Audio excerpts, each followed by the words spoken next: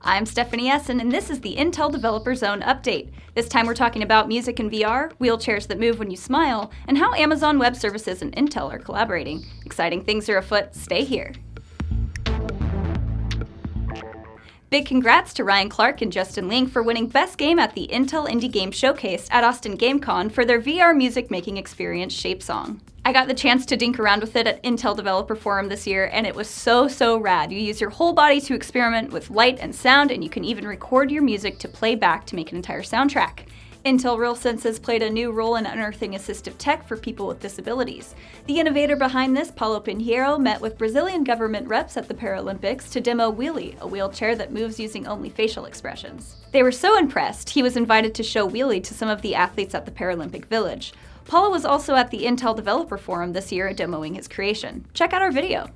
Some AI content you should see. Check out the overview of deep learning using Intel architectures. Intel is actively working with the deep learning community to optimize many of the frameworks to significantly improve computational performance on Intel architecture. And this cool bit of info, Amazon Web Services and Intel have collaborated to make a simple set of scripts for creating clusters that allows developers to easily deploy and train deep networks.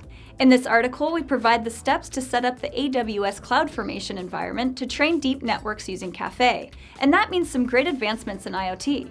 Whether you're looking to make existing devices smart, or start from scratch and build intelligence into new things, Amazon Services and Intel provide end-to-end solutions for connecting securely, build IoT apps easily, and create persistent connections with device shadows. Learn more about what's new in IoT, like the Intel Joule module, and get some quick tips by watching Parker Snook's tutorials. If you've been thinking about participating in a game jam, watch this video from our friend Will Lewis at Portland Indie Game Squad. His knowledge bullets can help you become a better game developer so you can collaborate and possibly win cool contests like these students did from Drexel University. Their team won the Intel University Game Showcase this year with Mirrors of GRIMALDI. Their innovative take on conventional split screen really set them apart. Be ready for the next Intel University Game Showcase 2017 on March 2nd at GDC. Intel Software Guard Extensions is an Intel technology for application developers seeking to protect select code and data from being accessed or modified. There's a 3-part tutorial series about Intel SGX on the Intel Developer Zone, so you can learn more about the best ways to utilize it.